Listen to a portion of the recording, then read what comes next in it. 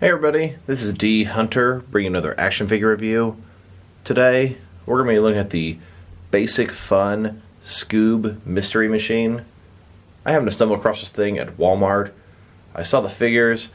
They appeared to be almost the right scale for what I collect, but completely different style. I saw this vehicle, only $19.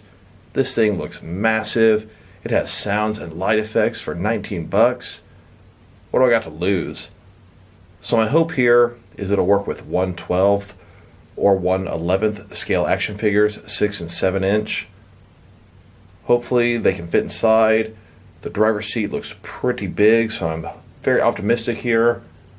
And I thought to myself, I can use this for a civilian van, or if I became so bold, maybe I could repaint it one day. Truth is, I'll probably never get around to ever doing something like that, but it's a nice thought. So let's go check out the packaging here. This is from the movie Scoob, which I really have no interest in. I just want to know if this is going to fit in with 1/12 scale action figures. Scoob at the top.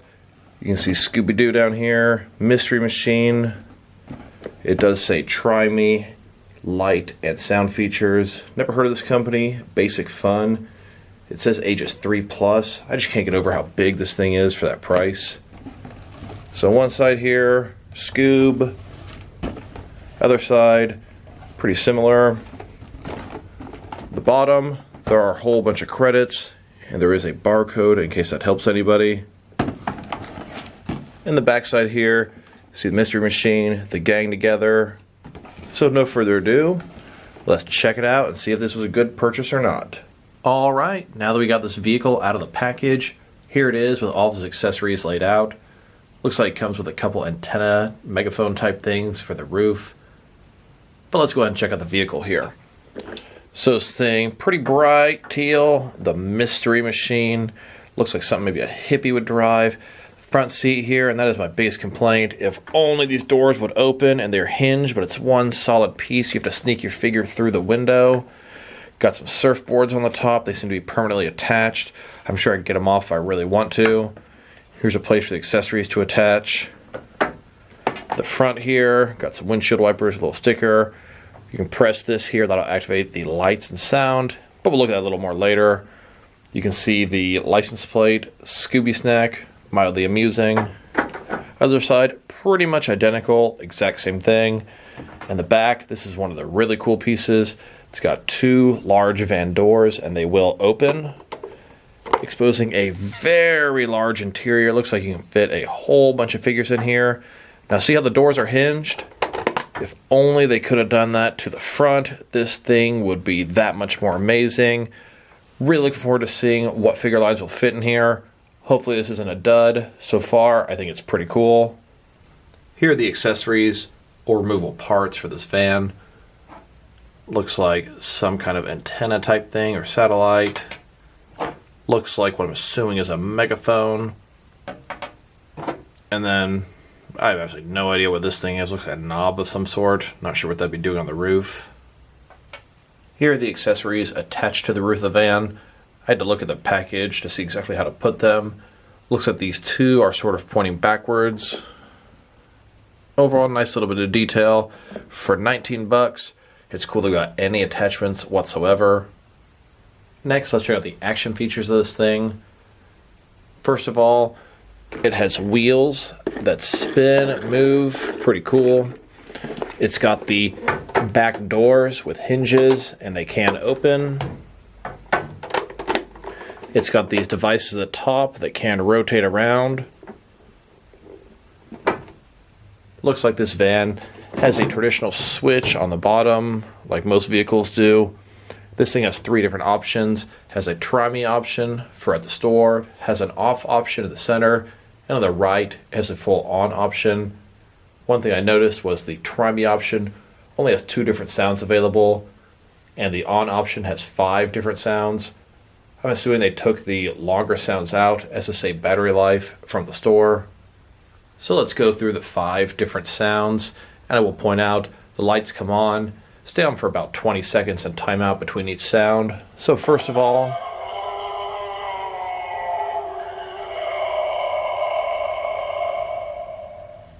Sounds like some pretty spooky noises, like a haunted house.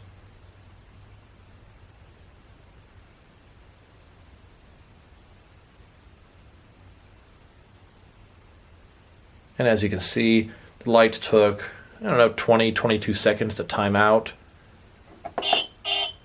Next sound here, just some various honking.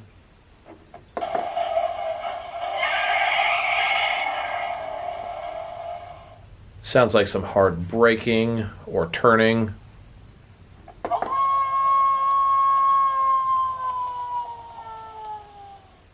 A wolf howling at the moon.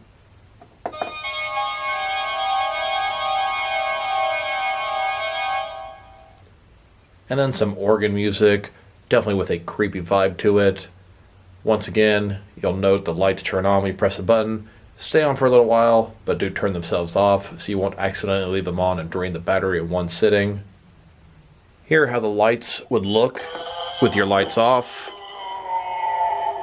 And you can see if they're against the building, you can see a little bit of light there. Not super powerful, but still cool nonetheless. Next on the agenda, we'll check out the measurements of this vehicle. Then we'll get to the good stuff. We'll see which 6 and 7 inch action figure lines will fit in this thing. And then we'll check it out with some other recently released 1/12 or 6 inch scale action figure vehicles. So this thing here, from the bottom of the wheel to the top of the van, sitting at about 7 inches. If you go to the top with the skateboards attached, about 7.5 inches. If you want to see how long it is, from one side to the other, sitting at about 11.75 inches long. Then if you want to know how wide it is, sitting at about 5.5 inches wide. Alright, so here's the part I've been looking forward to the most, to see which different action figure lines will fit into this van. I'm going to start with the larger action figures and work my way smaller. Here are some 7 inch scale DST or Diamond Select toys. And as you can see, their height is kind of all over the place. This John Wick is way taller than this Westworld figure. So I'm going to take somebody in the middle of the pack, Jim Gordon from Gotham, and see how he fits. Do keep in mind, you're going to have to shove this guy through the window, so these larger figures probably won't fit right. And I would say no, it looks like 7 inch scale figures are pretty much not going to fit. Here's Jim Gordon in there, he's kind of leaned to the side, doesn't really fit in there very good. Here it is next to some McFarlane Toys figures. These are also 7 inch scale, and I don't anticipate them fitting as they are very similar to the Diamond Select. And I'm not 100% sure why, but this 7 inch Fortnite figure actually fit in here pretty good. Don't get me wrong, his butt is not on the seat. Maybe it's the way his waist was. It's really just a torso area that causes the problem. But this guy's in there. He's in there with some clearance. You can see his head is completely straight. Very impressed there. 7 inch figure fits in there pretty nicely. Not all of them, but at least some will, and that means that probably all your 6 inch figures should fit in there. I will also admit that when I pulled the wild card out, I noticed his toes were curled up. I pushed him in there pretty hard. That definitely probably impacted how far down his legs can go and allowed him to sit a little better, but I'm totally okay with that. Here it is with some DC Direct and DC Collectibles figures, also 7 inch scale. It looks like that's a big no on the DC Collectibles figures. I put John Diggle here because Batman has a plastic cape. Bruce Wayne's knees were not articulated. This guy here is butts off the seat quite a bit more. He's sort of leaning, couldn't quite put him on the right side. His head is way, way far back in there. So it looks like a no-go for DC Direct and DC Collectibles. And here it is, next to some NECA figures. These guys are also the 7 inch scale, but they're a little bit smaller than Diamond Select or McFarlane. So it looks like it's a yes on some NECA figures. I imagine there are some Diamond or DC Direct figures that you could fit in here. Each figure is a little bit different in where the knees bend and where the waistline is. Here's a Nathan Drake. He's in there. It's not perfect. Kind of had to shove him in there, and his head is definitely touching the top. But you know what? It works. It works pretty decently in my opinion. Here it is with some Mattel wrestling figures. These guys are bordering on 6 inch and 7 inch scale. On the left hand side we've got 2 elite figures. On the right, 2 basic figures. I'm going to take the shorter elite figure because he has double jointed knees and see what's up. And it looks like it works. I mean, don't get me wrong. His butt is way off the seat. His head is leaning way too far back. His knees are up to the steering wheel. But you know what? He actually sits in the driver's seat. A taller wrestling figure would not work, but one of the medium or shorter ones would. Here it is, next to some Mezco 1/12 soft cloth goods action figures. And here's the Mezco Joker sitting in here. I can't think of a more appropriate DC character to be driving this vehicle. And we're getting a little better here. His butt is on the seat a little bit better. His head has a little bit more clearance. It doesn't touch the ceiling. And his hands aren't too far from the steering wheel. Overall, going to be a better and better fit. And as I took the Joker out, notice his feet kind of turned to the side. Had to kind of shove him in there. But you know what? That's okay. Here it is, next to some Mattel DC Universe Classics and Multiverse figures. Here's Alfred from the Multiverse line. I chose him because he has double jointed knees.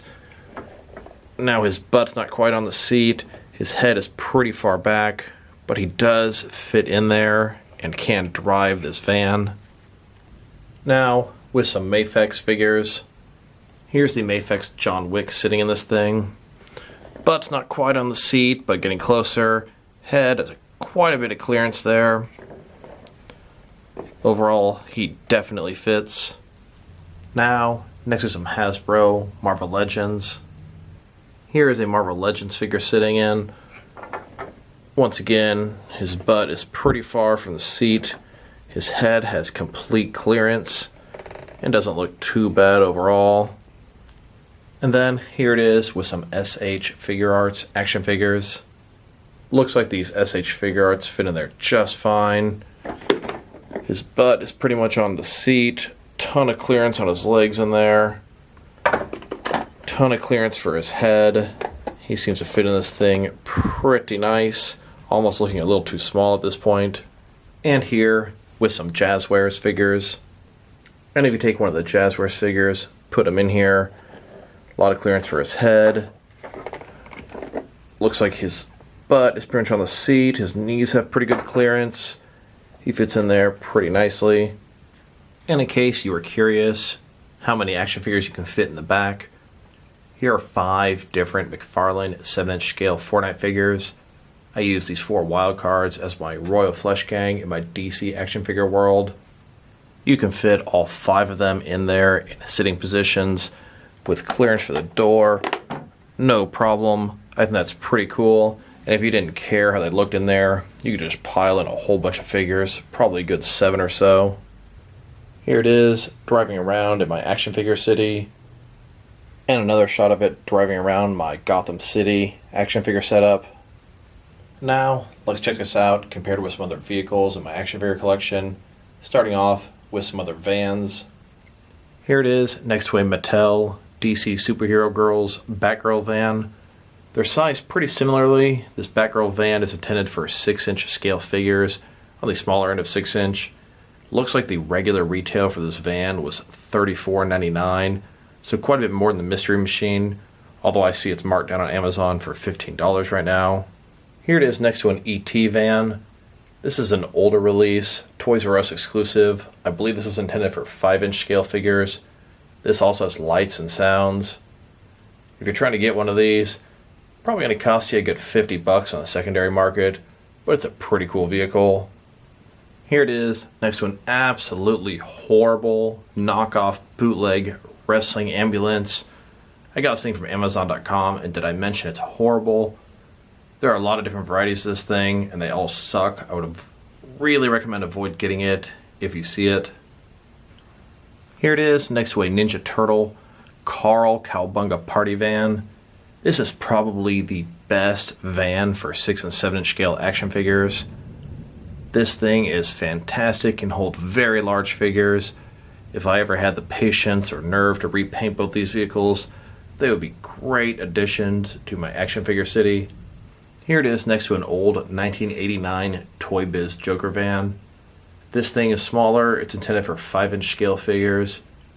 Doesn't fit most of my collection, but it's a great background piece for my Joker army. And now let's check this out compared with some other 6 and 7 inch scale action figure vehicles released, mostly in recent history. Here it is next to a McFarlane Bat Raptor. This is intended for 7 inch scale figures. Here it is next to a McFarlane Fortnite Quad Crasher. This is also intended for 7 inch scale figures. Here it is next to a Mattel Joker Helicopter. This was from the Batman Missions line and is intended for 6 inch scale figures. Here it is next to a few different Batman motorcycles. These are all for 6 inch scale figures. On the left we've got the Mattel Movie Masters Batpod. In the back it's actually a Hot Wheels die-cast 1/12 scale Batman vehicle from the 1966 era. And then on the far right we've got a DC Collectibles Batman the Animated Series Batcycle. And now next to a Mattel Wrestling Breakaway car. This thing is great, looks like a regular car and fits any 6 and 7 inch figures. And before we quit, let's check it out next to a few different 6 inch scale Batmobiles. Here is a Mattel Batman Missions Batmobile for 6 inch figures. And here, next to a 6 inch scale Mattel DC Multiverse Justice League Batmobile. They actually make an even larger version of this that's radio controlled and has lights. And here, next to a Mattel 1966 Batmobile, also intended for 6 inch figures, you could have a really cool scene with Adam West Batman meeting the Scooby Doo gang. So overall, this thing is a pretty nice piece. It's very large, can hold a wide variety of action figures, but not all of them. It definitely holds some of the larger ones that I didn't expect to fit in there. Don't get me wrong, this has sort of a cheap feel to it. It's hollow. But at $19, my God, this is a great value and great bang for your buck. Even without the lights and sounds, I would have thought this was a great value. The biggest complaint I'd have about this, the doors. God, I would have happily paid $5 more if the doors were cut out and had a hinge on it. That would really, really improve things. If you're a customizer and you want to do something with this, you can probably have some really cool end projects. I could see someone with a Punisher van. I could see a Ninja Turtle van. I could see a news van. I could see a civilian van. I was thinking about turning mine into a news reporter van for either Vicky Vale or Jack Ryder in my Gotham City. But like I said before, I'll probably never actually get around to doing that. If anyone does have a project like that, please drop me a comment, show me a picture. I would absolutely love to see it.